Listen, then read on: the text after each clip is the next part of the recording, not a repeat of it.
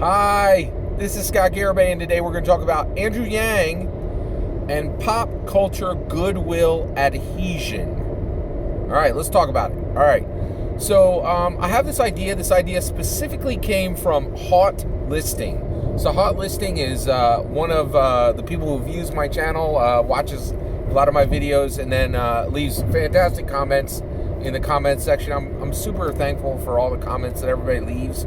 Very, very nice. It's many of them are wonderfully encouraging. A lot of times people have really spot-on analysis that really help me understand politics better. Really can't thank everybody enough. And a Hot Listing said something that sent my mind thinking in a specific direction, and I came up with this idea, right? So the Hot Listing planted a seed in my brain, and from that a watermelon of this idea grew.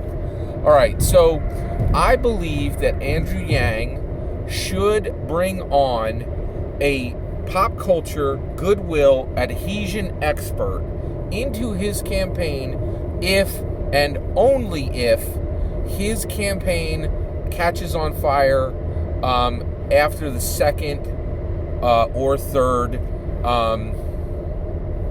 debate. And essentially right now, Andrew Yang he's still playing the catch-up game, right? And what I'm about to talk about is risky, and it's a roll of the dice that could have really big, solid returns, but it could also quite fail, right? So if he takes off from the second or third debate, right, then what could happen is Silicon Valley could really show up at the door with hundreds of millions of dollars. By the way, I'm all for money in politics.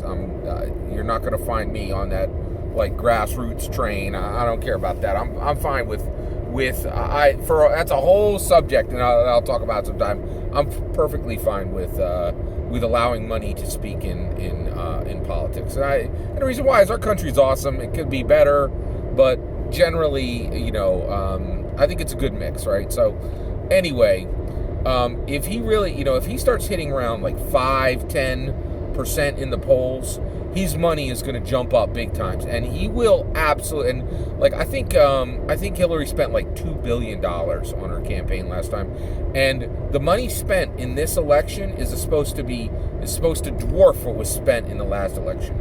So if Silicon Valley, if big corps show up, and he's got hundreds of millions of dollars in his war chest, I really think he should implement this high-risk, possible high-return idea that I have.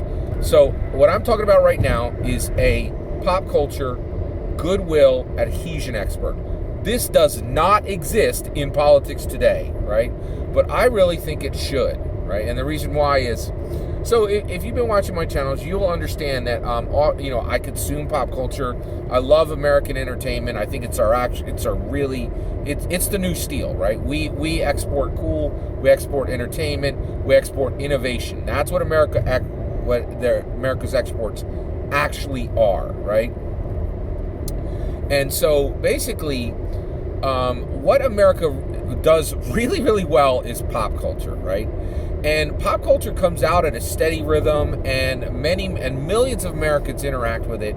And really, who cares about it deeply are usually the young, right? Young people care about pop culture a lot more than most people. So what do I mean by pop culture? I mean Assassin's Creed. I mean Avengers Endgame. I mean the Wonder Woman movie, the Wonder Woman 2 that's coming out. I mean Nike white cements, right? I mean the things that America does really well, but that are really not comic books, fun things, right? Things that we're really good at as Americans, right? So right now, pop culture has almost no relationship to politics. And frankly, one of the things I think is really, really interesting is so there's a lot going on. I appreciate everybody's patience, me getting to my point here. I'm going to talk a little bit about a few things because I feel like I need to lay some foundations so that this idea sticks where it should, okay? So one of the things is Donald Trump, boy, I'll tell you, people are waking up to exactly who this man is and what he's done. John Dickerson, he's actually the host of 60 Minutes now. He's one of the best political commentators alive. He's brilliant, and he's dyed-in-the-wool liberal, dyed-in-the-wool Democrat, okay? And he recently just opened his eyes to Trump, and he's like, you know, I went along with he recently said this. He's like, I went along with everybody. This is a summarization of what he was saying. I said it on Slate Podcast, which I cannot recommend highly enough. He's like, you know, I used to think that everybody was right, that Trump was an idiot, and that, like, how did we end up with this, clown and he's like, I'm really starting to think that this guy has changed politics for 100 years, and that he is really a political genius at the level we've never seen before, and that he is changing how political communication works, and I'll tell you right now, there are really serious signs that that's true. I don't know if everybody knows this, but Twitter, right? Twitter tried to sell itself.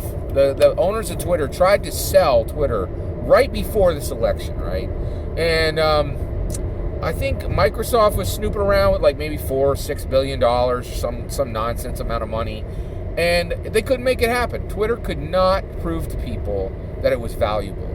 Trump came in and was like, you know what? You can burn the press. I don't need it.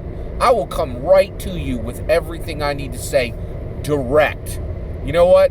The press can jump off a cliff. I don't give two farts for them, right?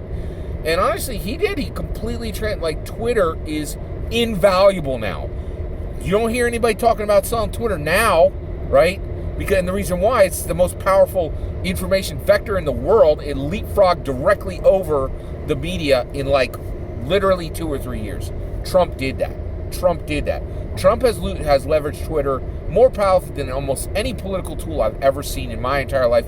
It's arguable that Trump has used Twitter more effectively than any propaganda tool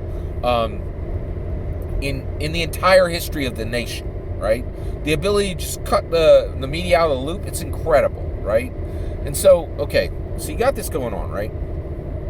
But the reality is, what is happening is political. I am convinced now, right, that the people who do political campaign work, they are using crazy, terrible, old, archaic methods.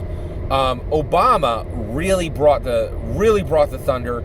He brought in people who were really good and actually knew how to use technology. Trump is a force of nature, the likes of which I don't think we've seen in 300 years, right?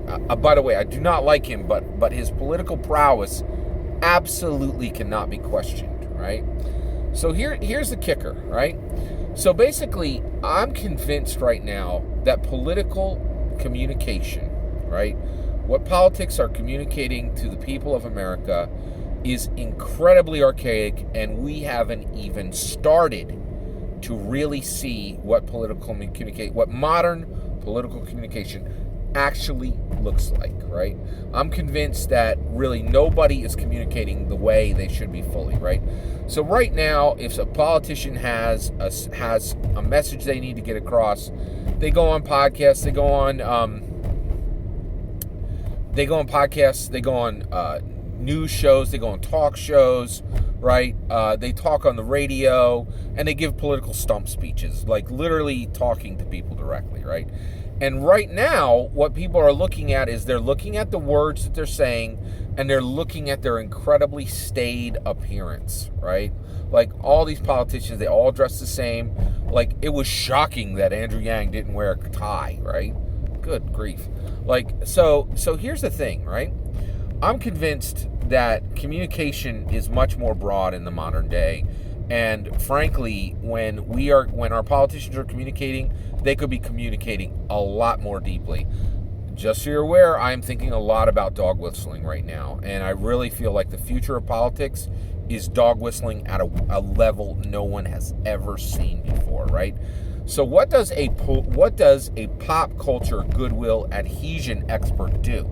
Well, they figure out what pop culture elements are going to hit, when they're going to hit, and then they perfectly align levels of communication into their candidates' communication. They layer levels of communication into their candidate's message that perfectly resonates with pop culture. Okay, I'll give you an example. All right, so recently,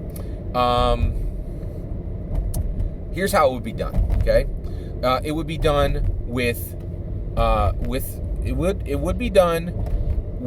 speech, it would be done with clothing, and it would be done with puzzles. All right. So recently we had Stranger Things season 3. It hit, right. If a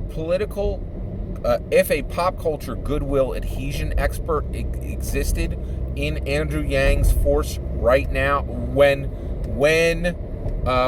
Stranger Things is about to drop, this is what they would do. All right, first of all, they would say, okay, we're going to have you go on a finance show the day after, like on July 5th, the day after it releases, when people have watched it, right? And we want you specifically to talk about the stock market. And Andrew Yang, you're going to talk about the stock market, and you're going to talk about, and any stock that they have, we just want you to say, will buyers see the actual value of this stock, right? Will Byers is a Stranger Things candidate. Will Byers is a Stranger Things character. William Byers. But when Andrew Yang goes on this finance show, he'll say Will Byers, right? Now he's saying Will Byers, Buyers, right? He's, buyers of this stock. But anybody who watched Stranger Things is going to connect it to the show, right? And you're going to adhere goodwill from Stranger Things onto the candidate. When he goes on, and you could do this subtle or you could do this really big, right? He should wear a black suit with red pinstriping, right? And it's going to match exactly the colors that have been used in the opening credits of Stranger Things for 3 years, okay? There's your clothes level. There's your speech level, right? And then when he's asked, what the, when he's asked, oh, well, what, do you think this stock is too high? He should, yeah, I think it's 11 points too high, right? Now, actually, yeah, that's not a really big puzzle. Let me give a better example. But 11 is in the show. It's another character, right? But so here, yeah, perfect, right? Oh, so he should have a sentence that he's going to say in that podcast, right?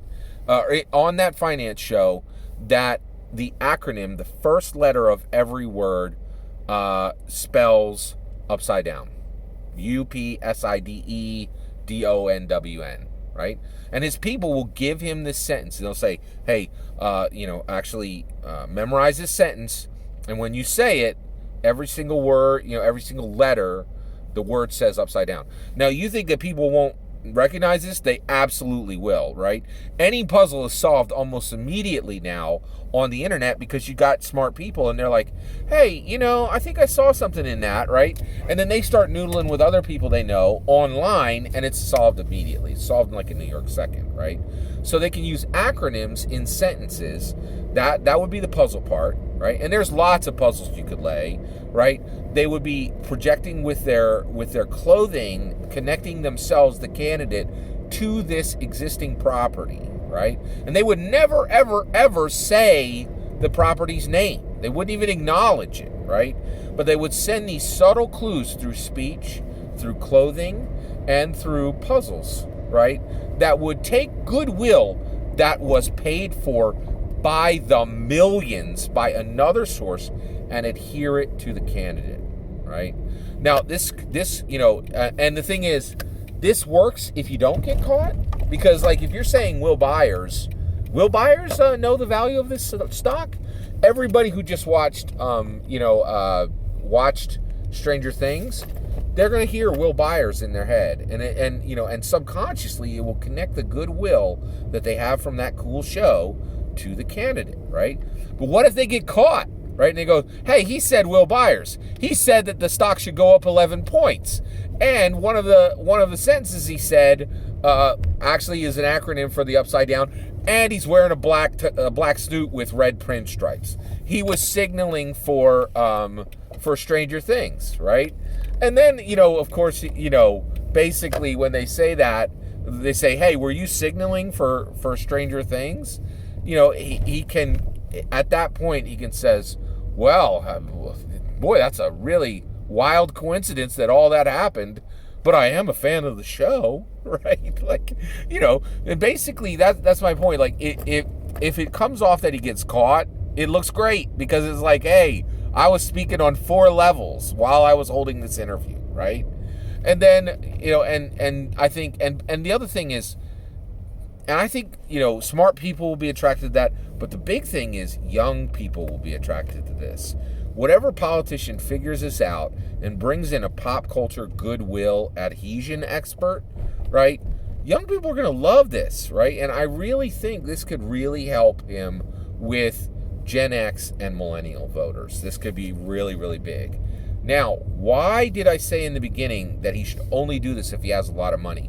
Well, I got a little bit of bad news, right? This only works if young people actually vote, right? I think he should do it regardless, especially if he's got hundreds of millions to spend. Maybe people are wrong, and I actually, Scott Garibay, I don't think young people are going to vote in this coming election. I really don't.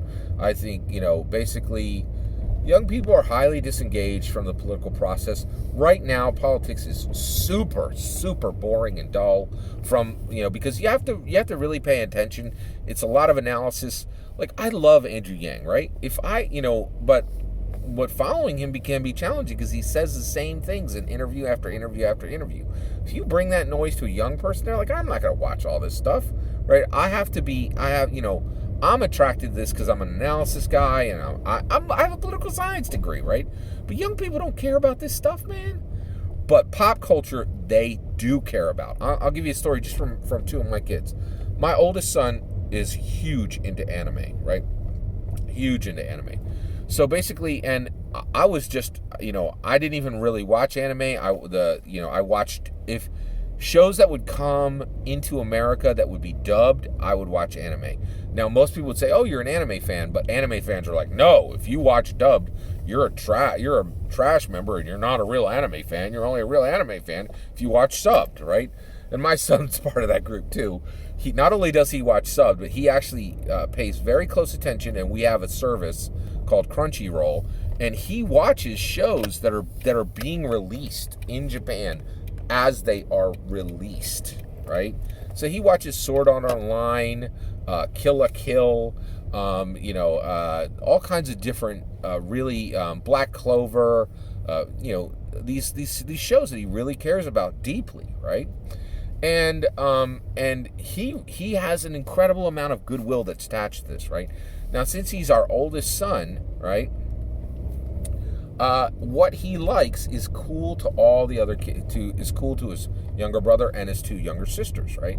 So every child in my family has an interest in anime. I now have an interest in anime. I go to Otakon every single year, which is one of the biggest anime conventions on the East Coast.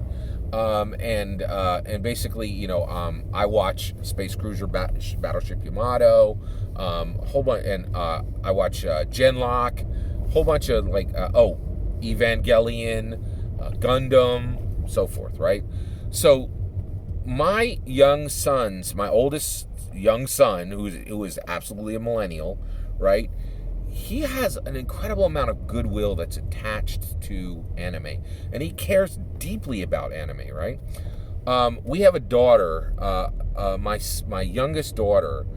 We want all our kids to be big-time readers, right? Well, our youngest daughter, she really wasn't finding books that she was genuinely interested in, right? And so she didn't read a ton, not because she couldn't read, but she was, we would bring her these books and they clearly weren't what she was interested in, right? And we were having a hard time figuring out what she was interested in. My son's interest in anime got her to watch just a few animes. Then she started reading manga. She has read 180 manga books to date, right? In like a year and a half, right? These things are 200 pages a piece. The passion for young people for pop culture runs super, super deep. And I'm convinced that if politicians can use pop culture goodwill adhesion experts to move that goodwill for these pop culture elements like anime, right? Oh, by the way, Naruto's huge in our family too. My oldest son really, really loves Naruto. So does my youngest son. If they can get that goodwill, that Naruto goodwill, attached to Andrew Yang, or if Andrew Yang could attach the goodwill my sons have for, to himself, that's huge. That is a huge move forward, right? And I think that is, if you really want to reach young people, this is absolutely worth trying. Especially if you have a few hundred million, if you have a $500 million in your war chest, why not, man? Drop $30 million on this. I definitely think it's worth trying. So I believe that campaigns that, specifically Andrew Yang, if he blows up, if he gets that 5-10% polling money, right? If he has a $500 million in his war chest, he should absolutely be the first U.S. presidential primary candidate, to add a pop culture goodwill adhesion expert to his staff. That's my opinion. I'd love to hear your opinion. Let me know in the comments below. Please consider liking and subscribing, and have a wonderful millennium.